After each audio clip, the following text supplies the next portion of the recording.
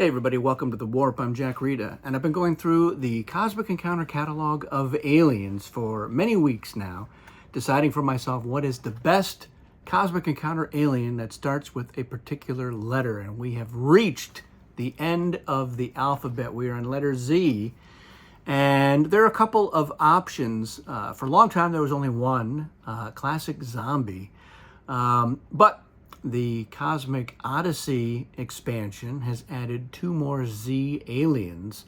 One of them was Zilch, which is a reimagining of kind of a classic Eon alien. This one has a little more it's able to do. It's a little more engaged. It actually has an alien sheet.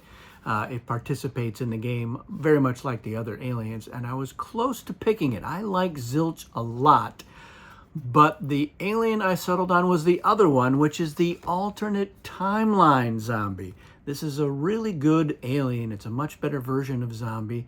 And I think it's probably the best Z alien in the game. So let's take a look at what alt timeline zombie does and why I think it's the best. So you have the power of reanimation, which is not the exact same power that the classic zombie has. During each regroup phase, use this power to free all of your ships in the warp, sending them to one of your home planets, including a planet without a home colony. And then, much like Classic Zombie, additionally, you may free any number of another player's ships from the warp as a part of a deal with that player.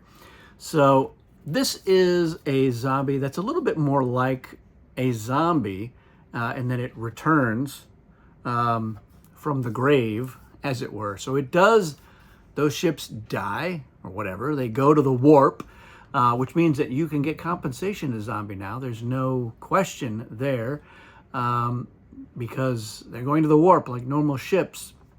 But every regroup, all of your ships get out of the warp. And so it doesn't matter who's the offense. It's not for your own regroups, it's any regroup. It says as any player, and it is mandatory, so you have to get those ships out. So in a campaign, if there's a way to score bonus points for having the most ships in the warp, it's a little bit tougher for alt timeline zombie, but that's a pretty rare edge case.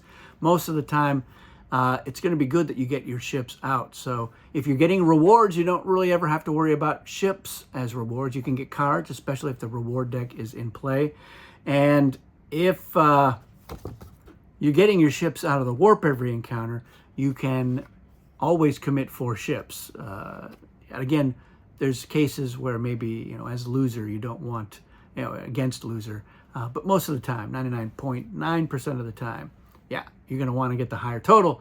And you can bring 4 ships as an ally.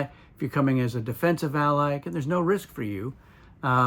Because even if you do lose, those ships are going to come back out. They're going to go to a home colony. So if you're trying to keep your foreign colonies up to a certain level, you just have to not take ships from those colonies. You probably always want to have at least 2 ships. You will have 4 because you probably committed 4 as the offense, but you could take a couple of those ships away. And occasionally you'll have a bunch of ships in the warp that all end up on one of your home planets. But again, when you're committing ships, they can come from wherever. So I think that ability to recklessly always commit 4 ships means that this is going to be a pretty effective alien most of the time. So not super flashy, but just having that assurance of knowing that you're never going to have a problem with ships. You're always going to have access to a bunch of your ships. And there's no clause here about losing your power. You can still lose your power as Classic Zombie could. But Classic Zombie had a harder time regaining those home planets. So if they were attacked a couple of times, and I've seen it, Classic Zombie loses their alien power 3 or 4 encounters into a game, and then that's it. It's really hard to get it back.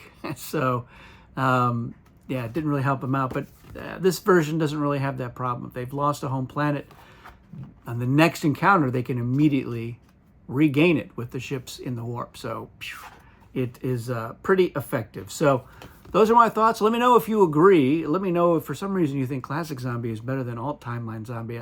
I doubt anyone's going to chime in there, but I'd love to hear you make a case. But Zilch is a good alien. It's a fun one to play. I really like it, but I think there's some risk factor. You know, I mean, you can always win the normal way with Zilch, and some of those.